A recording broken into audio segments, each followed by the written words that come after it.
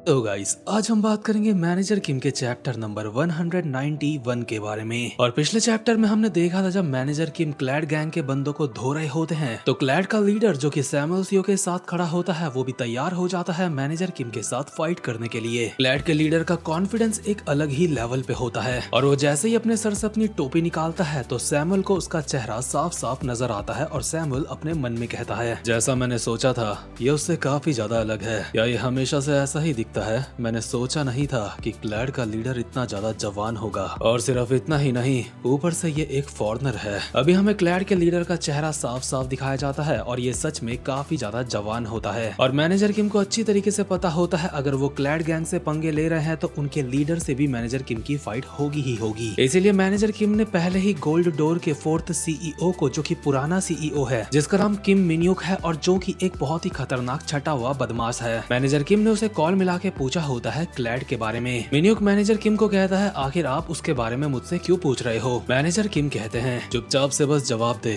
क्या तू क्लैड के बारे में कुछ जानता है या फिर नहीं? और जैसा कि मैंने कहा मिन्यूक एक बहुत ज्यादा हरामखोर किस्म का बंदा है, इसलिए दूसरे हरामखोर को वो कैसे न जाने, ऐसा हो ही नहीं सकता। मिन्यूक मैनेजर किम का जवाब देते हुए कहता है, ऑफ कोर्स मैं क्लैड के बारे में जानता हूँ क्योंकि क्लैड का संबंध मेरे पुराने पार्टनर के साथ है। क्या तुम्हें शिन यूशंग अब भी याद है जो गोल्ड डोर का फर्स्ट CEO हुआ करता था? मैं उसी बंदे की बात कर रहा हूँ जो जूडो और शाम्बो साथ में इस्तेमाल करता था। और भाई लोग, अगर आपको याद नहीं है या फिर कोई ऐसा बंदा है जो मैनेजर किम मानवा को स्किप करके देख रहा है तो आपको बता दूं, इस शिन यूशंग बंदे के साथ मैनेजर किम की एक बार फाइट हुई थी। हालांकि इसकी कोई औकात नहीं है मैनेजर किम के सामने, लेकिन उसके बावजूद भी इसने मैनेजर किम को काफी ज्यादा अच्छी टक्कर दी, या फिर ये भी कह सकते हैं मैनेजर किम ने इसके साथ इसको बच्चा समझ के फाइट करी थी। बट कहने का मतलब यह है कि ये बुरा फाइटर नहीं था। और अभी मिन्यूक मैनेजर किम को बता रहा होता है जो शिन यूशंग था दरअसल उस बंदे का एक मास्टर भी है। ये सुन के मैनेजर किम समझ जाते हैं कि मिन्यूक बात कर रहा है क्लैड के लीडर की, यानी कि क्लैड का लीडर ही शिन यूशंग का मास्टर है। मिन्यूक मैनेजर किम को बताता है क्लैड का लीडर एक ऐसा बंदा है जिसने बहुत ही कम उम्र में मास्टर का टाइटल हासिल कर लिया है और इस बंदे की रशिया की प्राइवेट सिक्योरिटी कंपनी जिसका नाम ब्लैक गार्ड है वहाँ पे इसकी काफी रिस्पेक्ट है, इसे वहाँ पे मास्टर कह के बुलाया जाता है। दरअसल इसने शैम्बो और सिस्टेमा जैसी स्किल्स पे महारत हासिल करना 8 साल की उम्र से ही स्टार्ट कर दिया था और जब ये 15 साल का हुआ उस वक्त तक हाल ये था कि इसके सामने इसके पास ऐसा कोई भी बंदा नहीं था जो इससे मुकाबला कर सके। और अब खुद मैनेजर किम मिन्यूक से इसके बारे में पूछ रहे होते हैं, इसलिए मिन्यूक मैनेजर किम को कहता है, वेल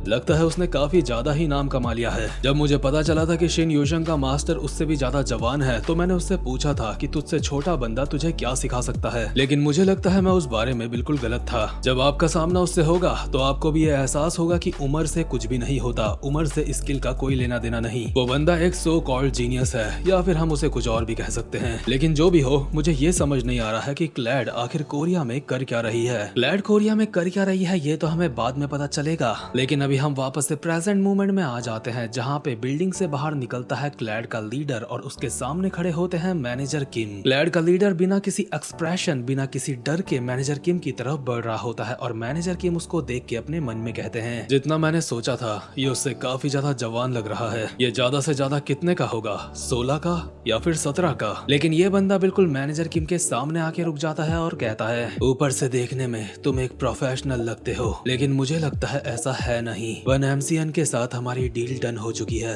आखिर में दखल क्यों दी? क्या तुम्हें पैसों की जरूरत है, तुम इसलिए ऐसा कर रहे हो? लेकिन मैनेजर किम इसको असली रीजन तो बता नहीं सकते, इसलिए बेशर्मों की तरह हंसते हुए इसको कहते हैं, नहीं दरअसल बात यह है कि लोग तुम्हें जीनियस कहते हैं और मैं ये खुद देखना चाहता था कि तुम कितने ज्यादा काबिल हो। ये सुनते ही क्लैड का लीडर मैनेजर किम के ऊपर बहुत ही स्पीड में हमला कर देता है, लेकिन मैनेजर किम उस हमले को ब्लॉक करके क्लैड के लीडर के छाती में एक लात मारते हैं, लेकिन इस बंदे ने भी साथ में मैनेजर किम की चेस्ट में एक किक मार दी होती है जिस वजह से मैनेजर किम थोड़ा सा पीछे हो जाते हैं और ये दोबारा से मैनेजर किम की तरफ भागता हुआ आ रहा होता है। उसके बावजूद भी मैनेजर किम अपने मन में कहते हैं, ये काफी ज्यादा फुर्तीला है, इसके रिफ्लेक्सेस भी काफी ज्यादा अच्छे हैं, बिल्कुल इसके बैलेंस और फ्लेक्सिबिलिटी की तरह। क्लैड का लीडर जैसे ही मैनेजर किम के ऊपर झपटता है मैनेजर किम को पकड़ने के लिए तो मैनेजर किम साइड हो जाते हैं। इसके बाद क्लैड के लीडर के ऊपर एक पंच मारते हैं जिससे वो बच जाता है, लेकिन इसके बाद मैनेजर किम उसके ऊपर काफी सारे हमले एक साथ करते हैं जिसे देख के ऐसा लग रहा है जैसे ये CQC है। लेकिन हमें CQC का सर्कल नजर नहीं आया था, इसलिए हो सकता है कि ये उसी की तरह दिखने वाला कोई अटैक होगा।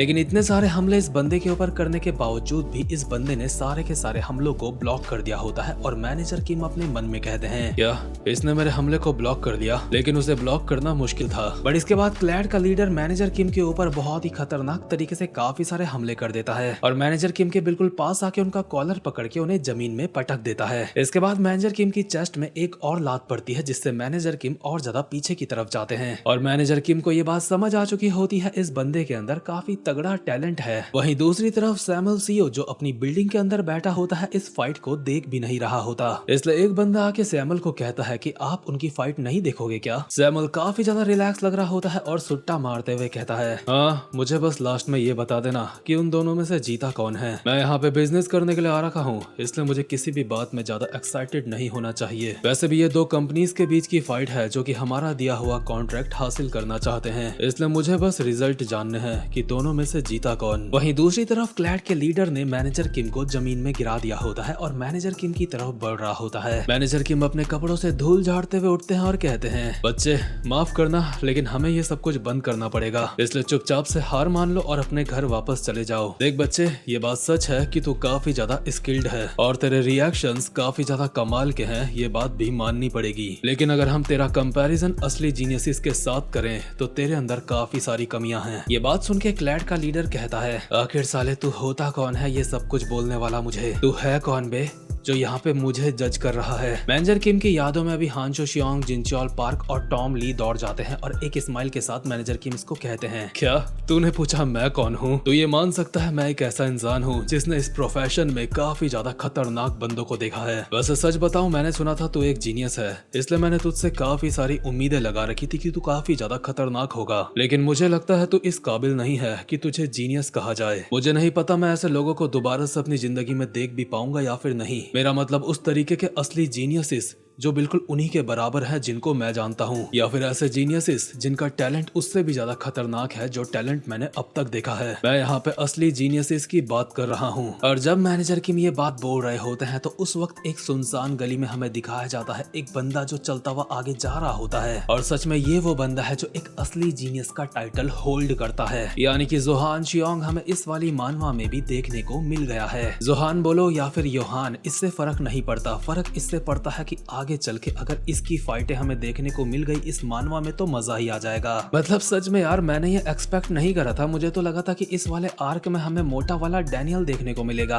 लेकिन यहाँ पे तो पीटीजे ने दूसरा ही बॉम्ब फोड़ दिया है और अभी एक और बॉम्ब फोड़ना बाकी है। तो खैर मैनेजर किम जब क्लैड के लीडर को ये सारी की सारी बातें बोल रहे होते हैं तो क्लैड का लीडर मैनेजर किम को जवाब देता है, शुरू से लेके अब तक मैं तेरे ऊपर भारी पड़ रहा हूँ, तुझे नहीं लगता? उसके हिसाब से तो कुछ ज्यादा ही बोलता है। लेकिन मैनेजर किम अब तक इसके साथ बच्चा समझ के खेल रहे थे, लेकिन अब इस खेल को खत्म करने का वक्त आ चुका है, इसलिए मैनेजर किम इसको कहते हैं, मैं तुझे एक आखिरी बात कहना चाहता हूँ। एक असली जीनियस को कभी भी इमेजिन नहीं करना चाहिए। तुझे कभी भी ये नहीं सोचना चाहिए कि तू हारने वाला है। इस बंदे को समझ नहीं आता कि मैनेजर किम इससे क्या कहना चाहते हैं, लेकिन इतने में ही इसके मुंह पे एक मुक्का पड़ता है और इसे पता भी नहीं चलता और इसके बाद तो इसके ऊपर मुक्कों की बारिश ही हो जाती है। इस बंदे को मैनेजर किम ने इतना गंदा बजा दिया होता है जितना तबले वाला तबला नहीं बजाता। तो खैर इसका तबला बजाते बजाते इसके मुंह पे लास्ट में एक और मुक्का पड़ता है और ये सीधा जमीन में जाके चिपकता है। इसके मुंह से खून निकलने लगता है, हालत काफी ज्यादा खराब हो चुकी होती है और सैमुअल के साथ का बंदा खिड़की से झांक के जो ये सब कुछ देख रहा होता है सैमुअल को बताता है कि फाइट खत्म हो चुकी है और इस फाइट का विनर है व्हाइट टाइगर जॉब सेंटर। और दूसरी तरफ मैनेजर किम क्लैड के लीडर को कहते हैं, माफ करना,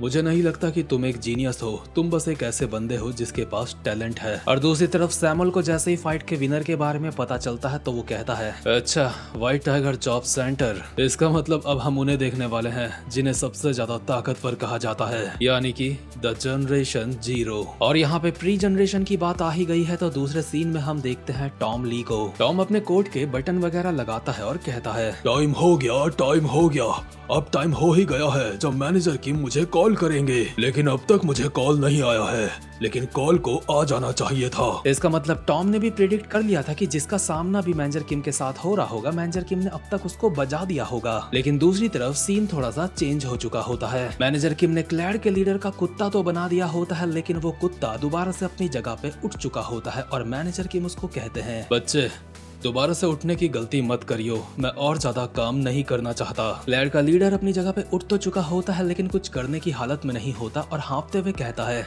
मैं बस करने ही वाला था, बस थोड़ा सा और बस फिर। और इतना कह के ये बंदा दोबारा से जमीन में गिर जाता है। ये बंदा गिरते गिरते मैनेजर किम को कुछ ऐसा बोल रहा था कि वो कुछ हासिल करने वाला था, इसलिए मैनेजर किम अपने मन में सोच रहे होते हैं आखिर ये किस चीज की बात कर रहा था। और मुझे लगता है ये बंदा वापस से उठ के मैनेजर किम को हराने की बात तो बिल्कुल नहीं कर रहा था, ये कुछ और कह रहा था। वहीं दूसरी तरफ सैमुअल के बंदे उसके पास आते हैं और उसको कुछ जरूरी बात बताना चाहते हैं और उस बात का संबंध है क्लैड गैंग के साथ। और ये बात बताते हुए सैमुअल का एक बंदा उसको कहता है, अगर आप ये सुनोगे तो आप भी हैरान हो जाओगे। इसके बाद ये बंदा सारी की सारी बात बताता है सैमुअल को क्लैड के बारे में जो इसको पता चली होती है। ये बात ऑब्वियसली हमें नहीं बताई जाती लेकिन इस बात को सुन के सैमुअल के फेस के एक्सप्रेशन बदल जाते हैं और वो कहता है, आखिर साला ये चल क्या रहा है। तो रशिया की स्पेशलाइज्ड सिक्योरिटी कंपनी का कोरिया में आने का ये रीजन था। अच्छा, तो क्लैड के लोग इस बात को छुपा रहे थे। ये सच में काफी ज्यादा दिलचस्प है। तैयारियां करना शुरू करो,